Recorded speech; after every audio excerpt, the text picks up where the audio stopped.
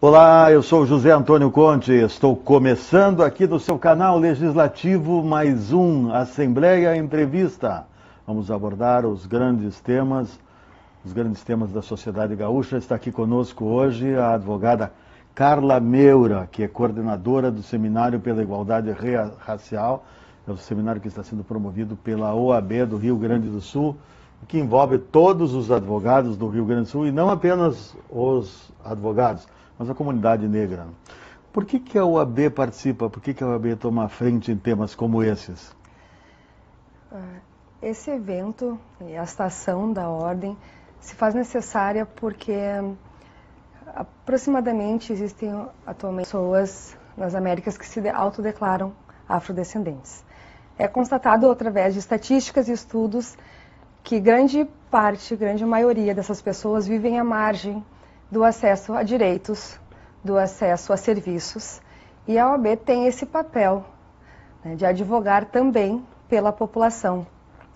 Nesse sentido, 21 de março foi escolhido como uma data para a realização do seminário, porque a ONU declarou este dia como o Dia Internacional de Luta pela eliminação, né, contra a discriminação racial.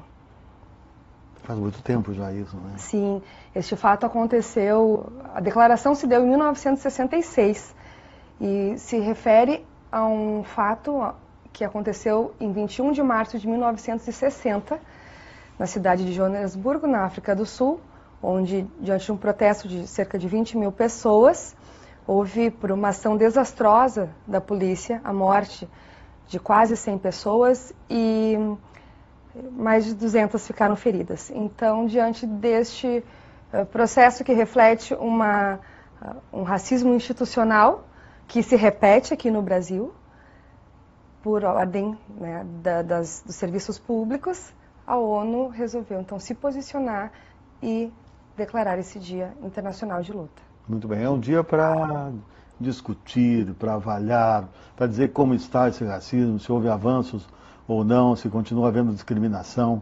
Essa é a grande verdade. Continua havendo discriminação? Sim, a discriminação racial e o próprio racismo é baseado numa ideologia, né, uma construção social que prega a hierarquia entre raças e entre etnias. Então, por ser uma construção cultural, é muito difícil de ser desconstruída. Então, por isso, essas ações, como o seminário que nós estamos fazendo, como a implementação de políticas públicas, como o controle e o registro dos números dos casos de racismo, são necessários para que a gente possa construir, né, e um enfrentamento para conscientizar as pessoas, que é uma luta que é de todos. E é uma luta que não tem fim, né? Exato. É permanente, as pessoas devem passar constantemente por avaliações e reavaliações, autoavaliações, né, para que a gente possa perceber de que forma eu estou tratando a outra pessoa, de que forma eu estou tratando o atendimento, o serviço está sendo prestado para determinada população. Realmente o acesso é igual, o acesso de direitos é igual, que quando a gente fala de igualdade, Conte, nós não queremos ser iguais, nós não somos iguais. E essa diversidade engrandece a população brasileira e a população mundial. A questão é, nós queremos ter igualdade de direitos. E nesse sentido, a OAB é uma instituição fundamental. Não estamos tendo igualdade de direitos ainda entre brancos e pretos? Ainda não. Como nós podemos constatar pelos números, IBGE e diversos órgãos de segurança, né, e de confiança pública e notória que podem nos mostrar. Por exemplo, no acesso à saúde. A mortalidade da população negra é muito maior. Quando se fala de mulheres negras, o acesso à saúde também é reduzido. Mas é o acesso porque as pessoas não vão, não têm coragem, não têm... O acesso, ele é garantido no lato sensu, sentido lato sensu, mas quando muitos serviços são pagos e tem uma forma específica de ter esse acesso. E a população negra ainda continua à margem. Por exemplo, também Outro caso que é importante é a juventude negra. Se a gente pegar uma análise dos últimos 10 anos, a mortalidade, a taxa de mortalidade dos jovens brasileiros reduziu em 20%. Isso é um ponto positivo, ou seria um ponto positivo se a gente analisasse somente o dado geral, a estatística geral. Mortalidade da juventude brasileira reduziu em 20%. Ponto. Porém, quando se pega detalhes, né, se faz o detalhamento desses dados, pode-se verificar que, fazendo recorte racial, a juventude negra aumentou a taxa, teve aumentada a sua taxa de homicídios nos últimos 10 anos. E a juventude não negra teve reduzida em mais de 20%. Por isso que dá, né, um equilíbrio. Isso é resultado da discriminação ainda ou é de causas passadas, de que o negro era segregado, vivia num outro grupo e que aos poucos ele está se aproximando? É um resultado da discriminação que se repete. O racismo, ele é reproduzido constantemente, porque todos nós fomos educados para discriminar, todos nós fomos educados e inconscientemente ainda se traz essas lembranças de tempos atrás, mas ele está presente. Por isso é importante que seja feita uma pausa para uma reflexão, né? Existe racismo? Sim, existe. De que forma eu estou discriminando? De que forma eu estou sendo ou não racista? Nem todas as pessoas querem, ou as pessoas já sabem que não devem discriminar e não podem ser racistas. Mas a questão não é individual, não é a pessoa, é a forma de agir. O modus operandi acaba fazendo com que as pessoas reproduzam muitas vezes sem perceber que estão tão acostumados que Exato. continuam fazendo Essa errado. naturalização do racismo fez com que o enfrentamento se tornasse muito difícil aqui no Brasil. Onde é que aparece mais essa discriminação racial? Em serviços públicos nós temos o racismo institucional, como foi falado da questão da violência, né, acesso a serviços, acesso a direitos. No mercado de trabalho também o racismo tem uma marca muito forte. A gente pode verificar que também, se pegar o número, a taxa de desempregados, se fizer um recorte de raça, a taxa vai ser muito maior para o índice de desemprego das pessoas da população negra e a taxa das pessoas não negras vai ser reduzida. A mídia também é um elemento importante onde podemos verificar, né, visualmente, sem pegar estatísticas científicas, mas como é refletida a imagem da população negra na mídia. Em que papéis, se for tratar de novela, aparecem as mulheres negras? Em que papéis aparecem os homens negros? Os papéis são um símbolo também da discriminação? Sem dúvida, porque é uma reprodução. A mídia é um importantíssimo instrumento de reafirmação e de afirmação. Quando tu coloca sempre, eu tenho uma tendência a colocar personagens negros como motoristas ou empregadas domésticas, assim, profissões que são tão dignas quanto quaisquer outras. Entretanto, sabemos que são destinadas para a população que tem menos estudo, que tem menos acesso, né, que tem baixa escolaridade. Nesse sentido, quando tu vê, ou quando as crianças negras não se veem na mídia, seja também por apresentadores e apresentadoras de programa, né, a mídia é um outro instrumento importante. Então, se pode ver no mercado de trabalho, na mídia. Mas já está chegando, né? Sim. Na RBS nós temos um repórter preto aqui também, né? Sim, temos a exceção que comprova a regra. A previsão do tempo lá na Rede Globo, no Jornal Nacional. Sim, temos uma também. Está começando, né? Mas observe que é um processo... Com sucesso, diga-se, Sim, né? sem dúvida. Por isso, porque nós temos profissionais negros, técnicos e qualificados. Onde está o racismo? Na dificuldade dessas pessoas acessarem os postos de liderança, os mercados, né, o mercado de trabalho como um todo. Então, termos uma ou um é importante, sem dúvida, é um grande avanço e é uma consequência também dessa construção ideológica, essa construção histórica do movimento social. Cotas são boas, hein? Sim, são necessárias. A política de cotas vem para reafirmar, né, ainda que por um período, vem para possibilitar e diminuir a desproporção. A cotas não é a saída mais ideal, não é o que a gente gostaria. Elas não terminam discriminando também? Sim, é uma discriminação, mas é uma discriminação positiva, prevista pela Constituição do Estado Democrático Brasileiro. Porque na Constituição nós falamos mais de 10 vezes a palavra discriminação, ora como discriminação positiva, ora como discriminação negativa. Outros momentos, quando se fala em igualdade material e igualdade formal. A igualdade formal nos diz, somos todos iguais perante a lei. Ok. Ponto.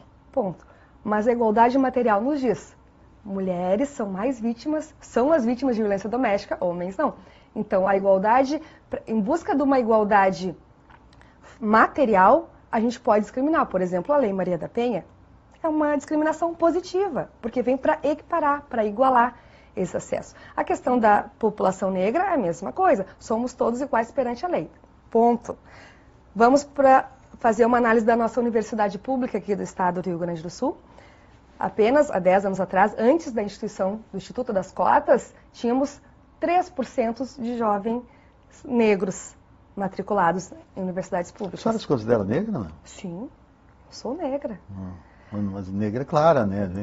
Sim, a questão da negritude é muito mais ampla do que somente a cor da pele. Pois é, isso é importante que se diga. É um posicionamento político, principalmente aqui no Rio Grande do Sul, onde apenas 16% da população se autodeclara negra, porque temos também uma construção cultural de uma origem muito forte, né, de uma colonização muito forte italiana e alemã, que fez com que o número de pessoas que se autodeclarem negras seja reduzido.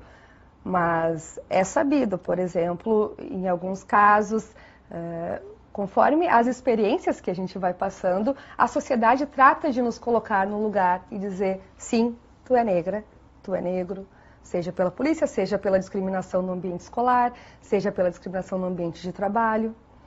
Então, é uma construção social, né? Esse conceito, esse pertencimento se constrói ao longo da vida de cada cidadão e cada cidadã. Quais são as grandes atrações desse seminário da OAB contra o racismo?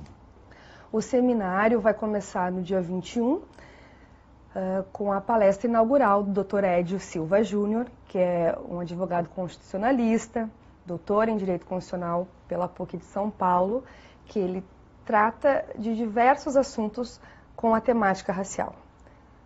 Atualmente, um dos maiores debates e que está em pauta até aqui no Estado, que a gente tem uma ADIM para ser julgada pelo STF, pela questão do abate religioso. Tá sendo... Como abate religioso? A religião de matriz africana tem alguns rituais. Os rituais. Isso, e nos seus rituais existe, né, esse abate de alguns animais. Umbanda, essa coisa Exato, toda. E está sendo questionado. Os despachos nas esquinas. Na verdade, animais, esse é um outro procedimento que não trata especificamente da religiosidade, né, mas que é um debate... só para a gente entender isso, melhor. Para contextualizar, né? Exato. Não vamos nem entrar no mérito, né, porque é um debate muito mais profundo, tanto que está no STF, né, e o Supremo vai dar um encaminhamento ainda este ano. E o Dr. Edio é um dos nomes mais fortes da advocacia que tem lutado pela questão da garantia da igualdade de direitos da população negra. Também teremos... no outro dia, um debate sobre a questão da gênero, né, juventude negra, a imigração negra, né, a forma que está sendo tratada, porque... Que é uma grande questão, que é um grande problema que nós temos, né? É um assunto muito delicado, porque o Rio Grande do Sul é formado, como todo o Brasil, por imigrantes, né, e a questão é que quando se trata de um determinado setor, migração de determinados países, se recebeu terra, se recebeu serviço, foram recebidos com uma série de benefícios do Estado. E quando se trata da imigração negra ou africana, também tem alguns países da América Latina, a imigração já não é tão bem-vinda quanto foi a imigração europeia. Né? Então, por que essa diferença? De haitianos... finlandeses, senegaleses, que mais? Tem de Guiné-Bissau, tem vários países da África que inclusive estão nas nossas ruas. Mas o que se diz, vamos ver se a senhora concorda com isso, é que eles estão vindo num momento ruim, que o país tem desemprego para os seus moradores, e aí teria poucas condições de abrigar essa gente. Não, existe uma forma, e tem que ser pensada uma política, para que se acolha da mesma forma que foram acolhidas outras etnias. Né? Porque logo agora seria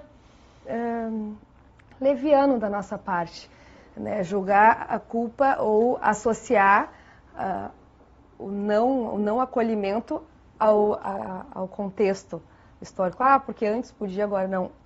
Só pela questão, né? Então, porque o mercado de trabalho é pensado, pode ser projetado, pode ser reavaliado, pode ser reorganizado e deve ser reorganizado de acordo com o que a sociedade está apresentando. E se a sociedade está apresentando esse movimento de uma imigração, a gente tem que receber e tem que pensar a forma que vai acolher sem prejudicar. Porque eles vêm para a Somália, eles vêm para trabalhar. É interessante que Caxias do Sul recebeu muito bem esses migrantes, né?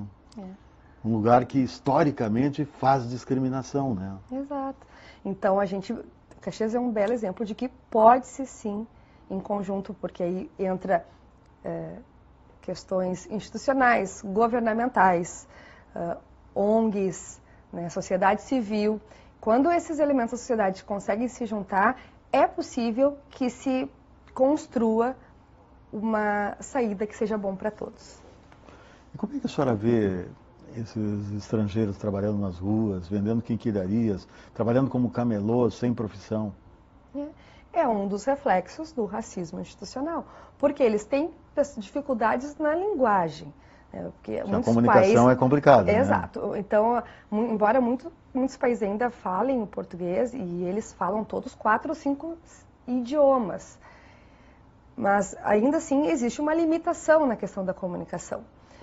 E, por vezes, isso, além da questão da cor da pele, isso fortalece a dificuldade das empresas contratarem.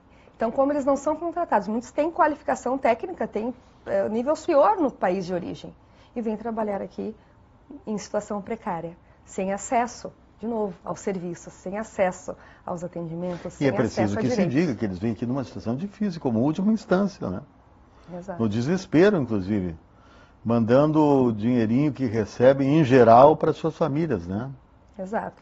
A maioria, né, quando não conseguem trazer as famílias, e a maioria não traz, trabalham única e exclusivamente para a sua sobrevivência e para repassar e garantir a sobrevivência das famílias no país de origem. Então, nesse sentido, é importante que tenha essa preocupação, né, e aqui a gente está num espaço que é público, que é do povo, e que a gente tem que ter esse olhar, né, de como fazer uma política, como pensar uma política, talvez. Pois é, como pensar, por exemplo, uma política para essa gente que vem aí? A melhor forma é trazer eles para pensar juntos, porque ninguém melhor que a própria pessoa para falar das suas necessidades. Porque daqui a pouco a gente pensa que tem que garantir creches, e eles não precisam de creches, eles precisam de outros serviços. Ou a gente quer garantir o acesso à saúde, que também é importante, mas eles têm outras prioridades. Então é preciso, eu penso que um comitê, uma construção coletiva, chamando esses imigrantes para que eles possam, né, se expressar e falarem da necessidade própria, que é específica. Doutora, a OAB tem uma preocupação com essa necessidade, com esses migrantes, não? Sim, a Comissão de Direitos Humanos faz um trabalho relacionado à questão imigratória. Muito bem. Esse trabalho aí é acompanhado diariamente, né? Agora, sobre o Seminário contra a Discriminação Racial, quantos dias ele terá duração? Vão ser 2 dias de seminário, 21 e 22 de março. Muito bem. Vamos passar agora para um outro assunto? Sim. Subcomissão, nós tivemos aí um trabalho muito amplo, muito controvertido, inclusive, sobre a Subcomissão da Verdade. A senhora faz parte dessa comissão? Sim, eu sou membro da subcomissão. Qual é a situação do trabalho que está sendo realizado até agora? O objetivo da subcomissão é organizar um relatório. A previsão é até o meio do ano, para que a gente possa entregar um relatório técnico. O presidente, o Dr. Jorge Terra, está muito preocupado e está dando toda a atenção, todo o cuidado que é necessário para que o relatório seja técnico, específico e que seja também propositivo. A gente está juntando e coletando estatísticas atuais. É claro que a senhora de cabeça não sabe quais foram os ouvidos até agora. Alguns depoimentos importantes marcaram? Não. Em princípio, está se fazendo a coleta de dados para que sejam mostradas as estatísticas E depois disso, depois de feita a união desses dados, a gente vai avaliar por que esses dados são refletidos dessa forma. Porque tem ou não tem pessoas negras, né, mulheres negras, neste ou naquele posto de trabalho. Como está o acesso, né, ao trabalho? Quais os reflexos que a escravidão deixou? Porque a escravidão... Quer dizer, a Subcomissão da Verdade trata da escravidão também. Exatamente. Trata não são apenas presos políticos, não, pelo alguns contrário. que foram discriminados. Não, traz uma referência ou busca fazer uma análise da conjuntura, né? A gente o objetivo é tirar um retrato. Como está a situação da população negra hoje? Por que está assim? O que a escravidão tem a ver com isso? Né? Para além de fazer o levantamento de todos os crimes que foram cometidos no período de escravidão, para além de fazer o levantamento da legislação que nós temos sobre as tentativas de reparar os danos da escravidão, se quer também mostrar como a escravidão deixou resquícios e deixou marcas na sociedade atual. Muito bem. Conjuntura atual, como é que a senhora vê? Vamos sair da crise? Qual é a situação do país, do seu entendimento? A gente passa por uma fase de transformação, que é necessária, mas que tem muito... eu vejo que os brasileiros estão num movimento muito grande de fortalecimento político. Estão sendo chamados à consciência política. Isso é fundamental porque política é feita no dia a dia. As pessoas, a participação popular é importante porque a política é construída desde quando sai de casa, quando compra o pão, pega nota ou não pega nota? Que diferença? Isso também é uma forma de fazer política. Pega nota ou não pega nota? Deve pegar, porque sempre? Senão, sempre, de qualquer coisa que se exigir? compre. Exigir, senão está sendo, né, o autor está colaborando, pode estar colaborando para um crime, por exemplo, de sonegação fiscal. Então, são pequenos detalhes que às vezes a gente não busca, não observa, mas que a população está se conscientizando. Então, a gente... É um período de mudança, não temos como prever muitas coisas, mas é um período importante, porque vai estar trazendo à tona muitas verdades e que essas verdades vão auxiliar a população toda para as próximas eleições. Cláudio Lamáquia na presidência nacional está sendo uma referência, está levando o Rio Grande do Sul de volta ao cenário nacional? Sem dúvida, o presidente Cláudio Lamáquia está fazendo uma representação importantíssima, atuando politicamente, atuando estrategicamente na construção e no sentido de um posicionamento da OAB. Né? Porque a gente pode... A OAB está agora cada vez mais agregando e abraçando os mais diferentes ramos da advocacia.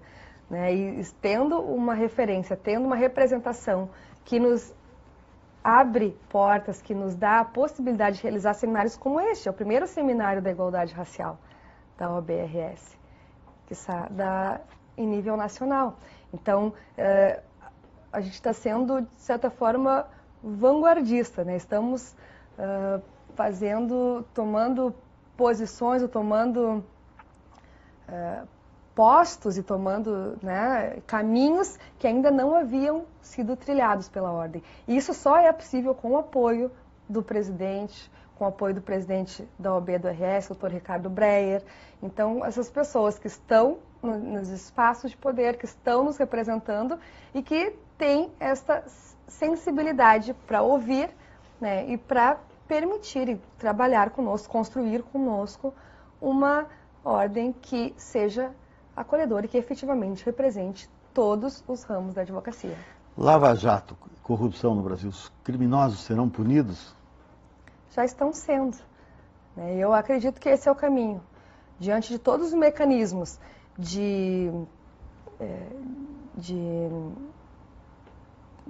tecnológicos, todos os meios que a gente está tendo acesso, que não se tinha alguns anos atrás, a Polícia Federal tem feito e deve continuar fazendo um trabalho essencial, né, de limpeza mesmo, mostrar para a população o que está sendo, o que foi feito, o que está sendo e também permitir que seja evitado novos casos, né? Eu entendo que o fato de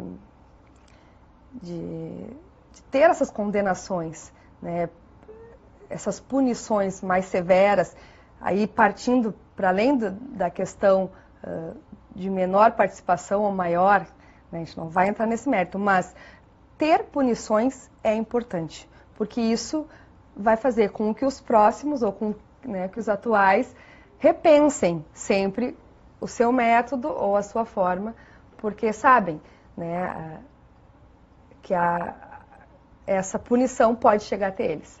Então, isso vai ajudar. Muito bem. Qual é a sua especialidade, doutora Carla Meura? Especialista em Direito Penal e Processo Penal. Direito Penal e Processo Penal. Muito bem. Representante da OAB aqui no estúdio do seu canal legislativo para nos falar sobre o Seminário Igualdade Racial. Muito bem. Doutora Carla Meura, muito obrigado pela gentileza. A senhora sabe o caminho. Sempre que tiver alguma coisa, vem aí, né? Tá bem, eu que agradeço a oportunidade. Falamos assim sobre o Seminário Racial, Igualdade Racial da OAB. Obrigado, Carla Meura. Muito obrigado a você, amigo telespectador. Foi o Assembleia Entrevista. Até breve.